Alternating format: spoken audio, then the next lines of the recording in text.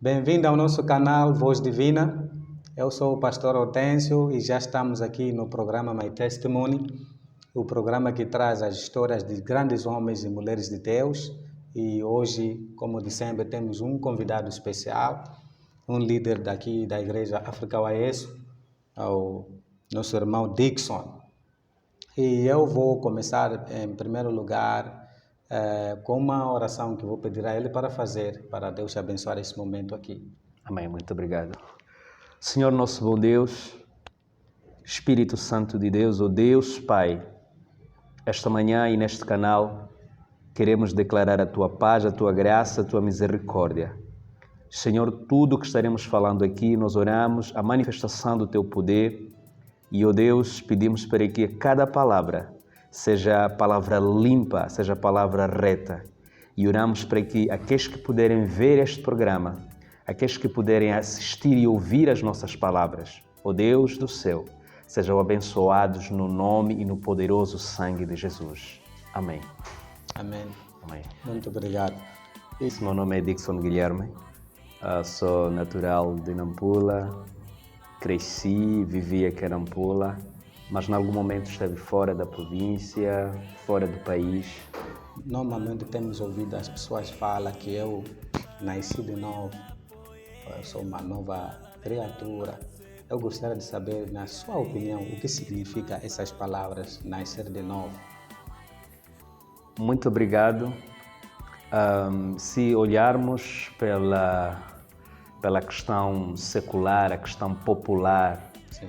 Esta expressão nascer de novo carrega muitas ramificações vistas em diferentes ângulos. O ângulo do mundo, de muitas interpretações, mas nascer de novo, para mim, significa primeiro nós nascemos, não é, do contexto biológico das nossas mães. Sim. Este é um nascimento normal, natural, mas existe um nascimento que acontece, um novo nascer que acontece só quando a gente toma consciência das coisas que a gente faz, as coisas que a gente fala, não é? A nossa própria vida, ela não é, nos coloca, não é, na perspectiva de a gente tomar a decisão de dizer, olha, colocar um risco à frente. Repara, é difícil você voltar a espelhar ou imaginar em como, naquele todo o processo em que a tua mãe passa para nascer você. Mas veja a diferença, você já tem noção de que você precisa ser uma pessoa nova. A sua forma de pensar, sua forma de analisar as coisas, portanto, a sua própria vida, os lugares por onde você passa, os lugares onde você tem estado, com as pessoas com quem você, portanto, se congrega com elas. Então, é uma viagem do nascer de novo. Em algumas vezes, vamos pensar que, prontos, por exemplo, o nascer de novo, para mim, pode ser por intermédio do batismo nas águas. Algumas pessoas podem interpretar o nascer de novo, para mim, o batismo no Espírito Santo. Então, existem várias formas de pensar, não é, sobre o nascer de novo, mas, de uma forma muito direta, o nascer de novo, para mim, é mudança de vida. Nascer de novo, para mim, é um processo que alguém não pode aparecer para mim e dizer, olha, eu nasci de novo, já recebi a Jesus como meu Senhor e Salvador. Já fui batizado nas águas e tenho batismo no Espírito Santo. Na verdade, são muitos elementos. Nós podemos nascer de novo, por exemplo, se passarmos por uma certa atrocidade, uma certa situação que faz com que, por exemplo, a gente comece a pensar, olha, eu já não posso mais, não aguento mais, mas de repente você acaba sentindo alívio, e digo mais, um alívio que vem de Deus. E aí você diz, olha, eu já descarreguei tudo, nasci de novo, sou uma nova criatura, porque os meus olhos não veem como vinham antes. A minha boca já não fala como falava antes. Olha, o que eu tenho escutado, o que eu ouço agora, não é como eu ouvia há muito tempo. Os lugares onde os meus pés pesquisam a sensibilidade espiritual que eu tenho, não é a sensibilidade espiritual que eu tinha antes. Então, o nascer de novo tem a ver com uns parâmetros, não é? Umas escadarias, não é? No decorrer do dia, no decorrer da nossa vida, não é? Eu percebo assim, o nascer de novo. Muito bem. Agora, uma outra palavra, praticamente eu tenho ouvido, fala-se muito da reconciliação. E, na tua opinião, as pessoas precisam se reconciliar com Deus, porque reconciliar, ou se formos a buscar a palavra em si, reconciliação significa uma forma de você voltar ao lugar onde você pertence, não é? Se tentarmos buscar um pouco aquilo que é a direção da palavra, vamos encontrar que nós fomos feitos, não é, em obediência a Deus, não é? E em algum momento a gênese da nossa própria vida, não é, a vida humana, ela mostra claramente através da Bíblia que houve um erro ali no princípio e esse erro acabou nos afetando. E por intermédio da mesma palavra, nós ouvimos a palavra e em algum momento a gente se desfaz dela, a gente sai dela, a gente se desvia dela, a gente salta dela. Okay. Mas acontece, não é? Querendo o seu coração, permitindo, e na verdade todos nós temos a oportunidade da reconciliação. Que se o nosso coração não estiver pronto para a reconciliação, a gente não se reconcilia com Deus. Daí que é um processo de reconciliação. Nós podemos pensar de uma forma mínima em que nós já nos reconciliamos com Deus, porque nós fomos curados, por exemplo, porque não, eu falhei e fui confessar os meus pecados, então já me reconciliei com Deus. Reconciliação é um processo diário.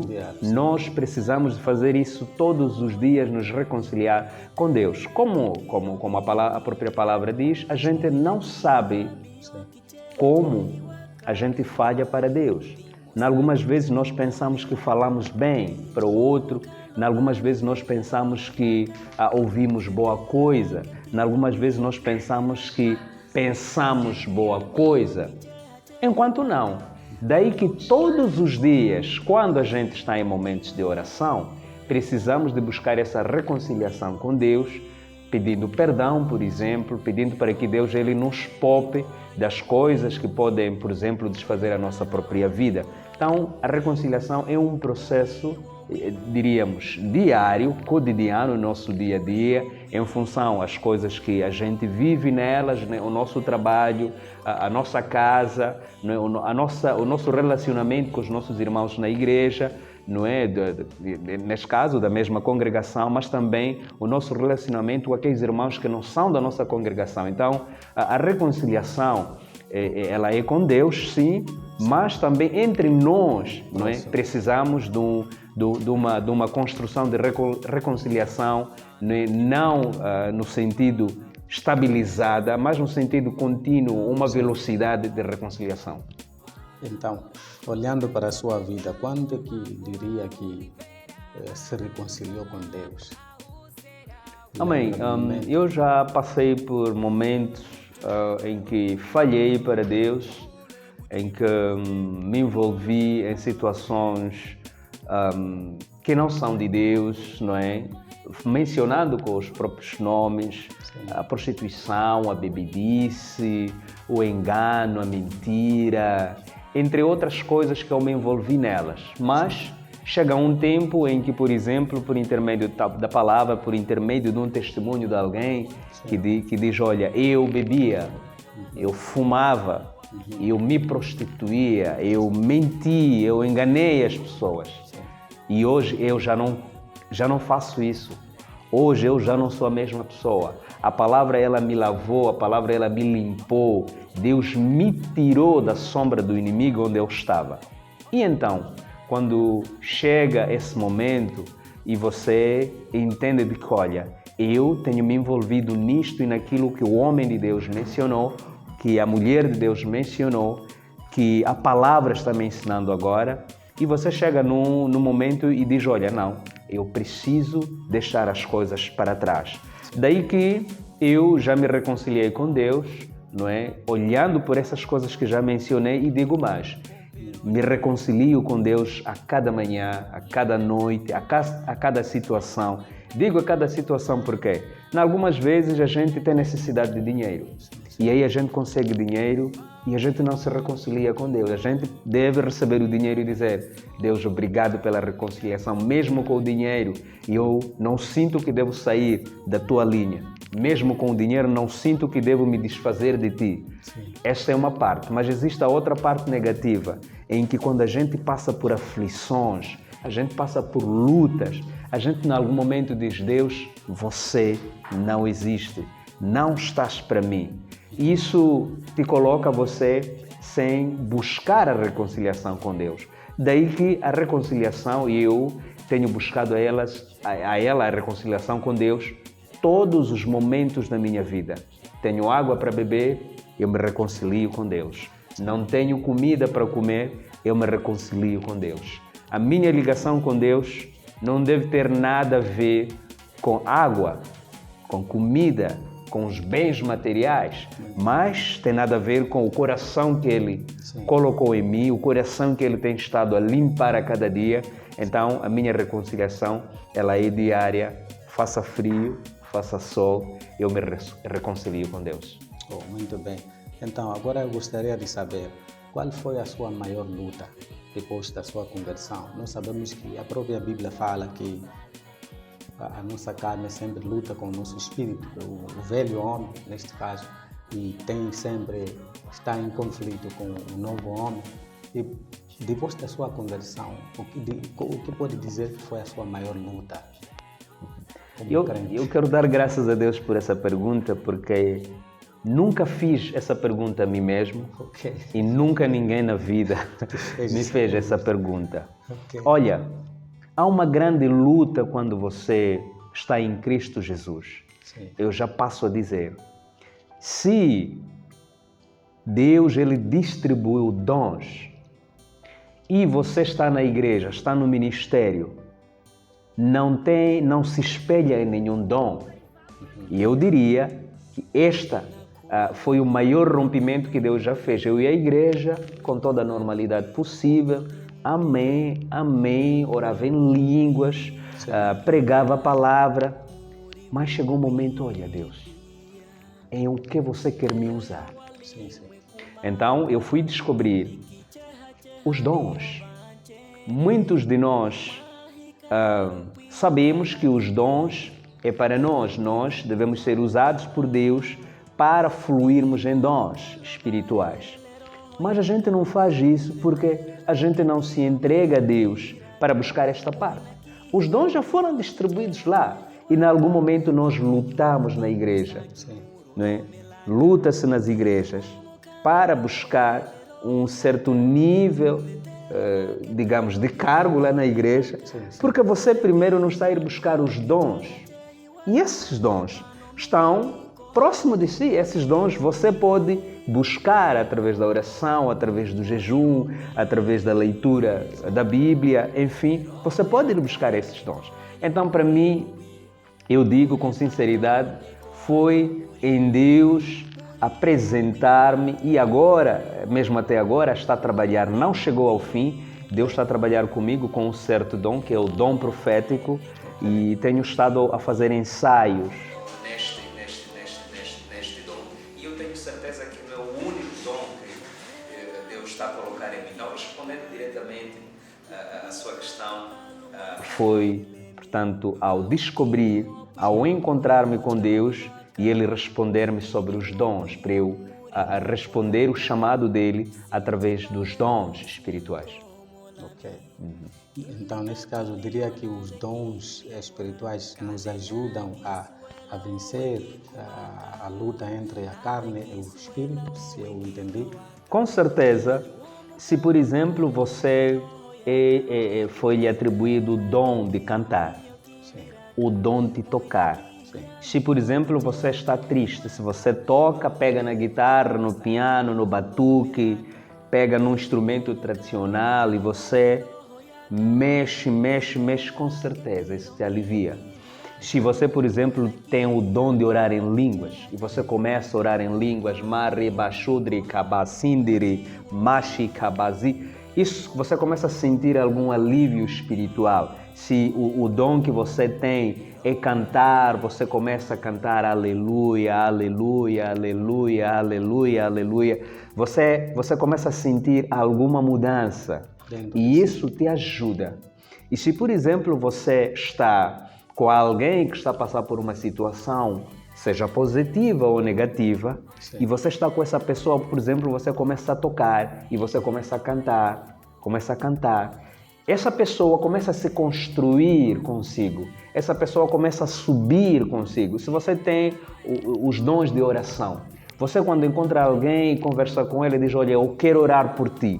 Você começa a orar para essa pessoa. Então, a construção da realidade espiritual, ela se materializa quando você usa esses dons. E são esses dons que nos fazem ser diferentes quando verdadeiramente a gente está em Jesus. Sim. E também quando você não está em Jesus, esses dons podem ajudar de certa forma. Nós estamos aqui no programa My Testimony, então uma das perguntas que naturalmente não vai faltar é querer saber do seu testemunho, seu maior testemunho na vida. Sei que Deus fez muita coisa desde a sua conversão até agora, tem trabalhado com isso, mas se for para deixar uma história com Deus, um acontecimento na sua vida que tem um impacto na sua vida, não posso sair desse programa sem contar o que diria. Muito obrigado. Na verdade, são muitas coisas quando me coloca essa questão. Okay. É uma lista bastante grande. Mas eu tive muitos problemas de estar na rua, assim digo, me envolver na bebidice. Sim. E conheço os resultados da bebedeira, ali a prostituição, e isso foi por causa das amizades erradas que eu tive. Okay. Mas quando Deus ele resgata-me e ele começa a falar com o meu coração, e aí algumas coisas começam a deixar de ser úteis para mim. Daí que o maior testemunho que eu tenho na minha vida, algumas pessoas que eu convivi com elas, não é? Nas barracas, essas vertendo por causa de mim. Eles viram que eu já não andava com eles, eu já não falava diretamente na língua em que eles queriam, vamos ali, eu não falava nessas línguas, olha, vamos fazer isso. Algumas mulheres não falavam comigo nessa vertente e digo mais, algumas acabaram se convertendo por causa da minha própria vida. Daí que o meu maior ganho, o meu maior testemunho é ver um irmão que viveu comigo a vida antiga e ele decidiu mudar de vida. Então, fico muito feliz quando essa pergunta chega, sem querer mencionar as outras coisas, é o meu maior testemunho ver as pessoas que estão a aceitar a Jesus, algumas delas, a semente já foi lançada, algumas delas conseguem olhar para mim no passado e ver a minha vida já renovada, ver a mim numa outra vida, numa vida com Jesus, numa vida com Deus e dizer, olha, por que eu não estou a seguir? E a outra coisa seria olhar pelos resultados da minha própria vida, né? Na vida profissional, na vida conjugal. Eu já tive uma situação de um casamento errado, num casamento que não vinha de Deus. Hoje tenho uma noiva pronta para servir. Então, são motivos mais que suficientes para tomar a direção de Deus e apresentar isso como testemunho. Na verdade, muita coisa teve que ser mudada através da palavra e tenho estado a testemunhar, de uma forma aberta, sim, de uma forma sincera, de que Deus ele mudou a minha vida e devo dizer mais que a cada minuto, a cada hora, a cada dia, a cada ano, Ele está mudando. Nós sabemos que a Bíblia em Mateus fala que o amor de muitas pessoas se esfriou, quer dizer, e a fé de muitas pessoas foi abalada. E o que diria para o irmão neste momento, que é um cristão que talvez está enfrentar uma situação onde a sua fé está em choque, a sua fé está talvez indo para baixo.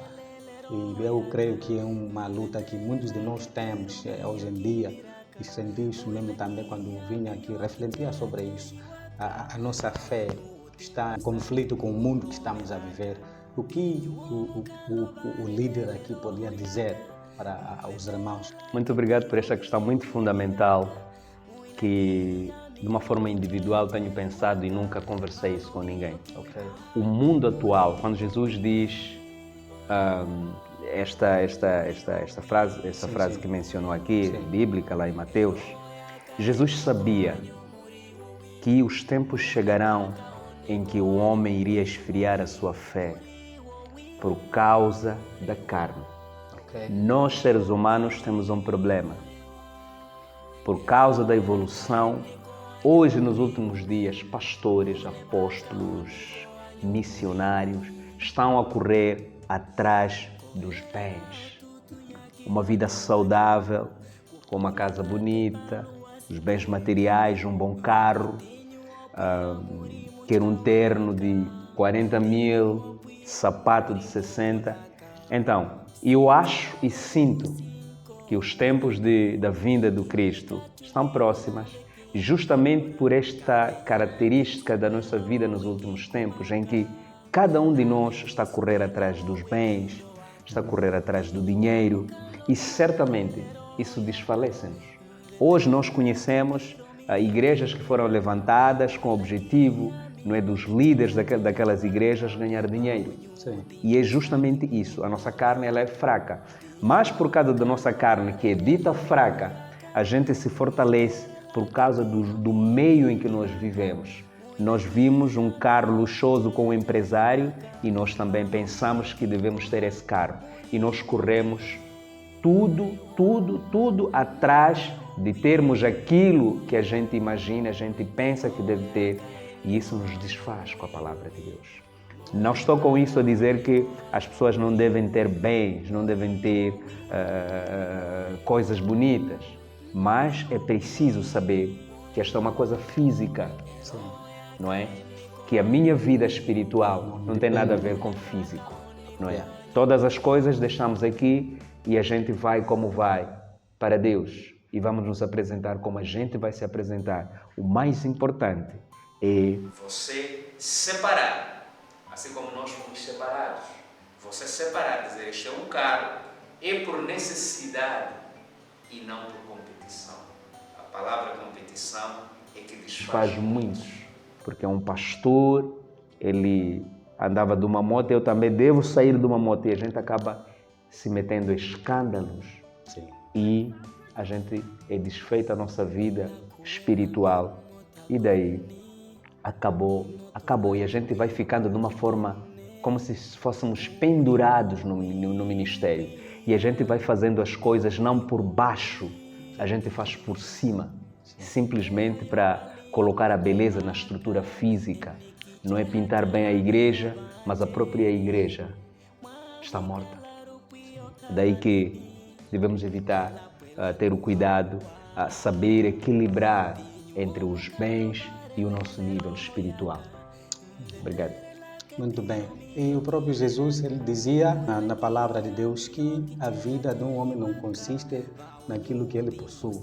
Então eu acho que é muito importante que nos lembremos disso, e principalmente nesses últimos dias que nós vivemos, é uma vida de muita competição, né? O mundo que vivemos agora é um mundo que está cheio de competição e globalização, internet, e nós queremos ser como o próximo, mas nós precisamos de saber que precisamos, acima de tudo, manter a nossa fé. E quero terminar dizendo isso para o irmão, a irmã que está aqui assistindo o programa. Pode perder tudo, mas não pode perder a sua fé. Jesus disse que quem permanece até o fim vai ter o galardão. Nós queremos fechar o programa fortalecendo a sua fé, dizendo para ti que a sua vida não depende daquilo que você tem, segundo o que Jesus falou, mas depende daquilo que você possui por dentro de você, que é a sua fé, que tem mais valor do que os bens materiais. E se você está a passar uma situação, não está a conseguir aquele emprego, não é motivo para você perder a sua fé. Jesus está prestes a chegar e vale a pena te encontrar enquanto está na sua fé. Jesus perguntou, dizendo, se o Filho do Homem voltar, achará fé na terra? Então, é uma preocupação que nós temos e quero pedir aqui o nosso presbítero para orar para a fé dos nossos irmãos, para não desfalecer, como Jesus disse, porque muitos de nós estamos em apuros. Muito obrigado, agradecer esta oportunidade de estar aqui neste programa, My Testimony. Quero agradecer a toda a equipe, agradecer a si. Finalmente vou orar, mas quero a permissão para orar de uma forma diferente e eu vou orar em línguas. A oração em línguas, a gente fala com Deus e não sabe o que a gente está falando. Quando a gente ora em línguas, a gente sai fora do nosso entendimento. A gente fala palavras que a gente não fala normalidade. Não é inglês, não é português, não é Shona, não é Makua, não é Makonde, não é Maronga. A oração em línguas ela é feita em conexão com o Espírito Santo. Você fala e Deus ele percebe. Pois eu quero pedir a você para nestes 20 segundos você estar conectado e receber esta oração. Eu tenho certeza que ela vai lhe fazer bem. Amém. Shiribakasuturumarabasaka. Obrigado, Mandruzutonishi birima sakabadudu rumuni bashikinda tozumunshi baba rakashibara masutuburi sandi katububu birina sakaba kabarinda rudu juzinashi barasikiba burusuti makabababa sirindazu mushiba siria rushukuriba. Obrigado, Senhor, no nome de Jesus. Amém. É assim que fechamos o nosso programa, que Deus possa manter a sua fé em chamas e não permita que a sua fé possa desfalecer. Deus te abençoe. Esse aqui foi o programa My Testimony. Eu sou o pastor Hortêncio Baera. Até a próxima edição.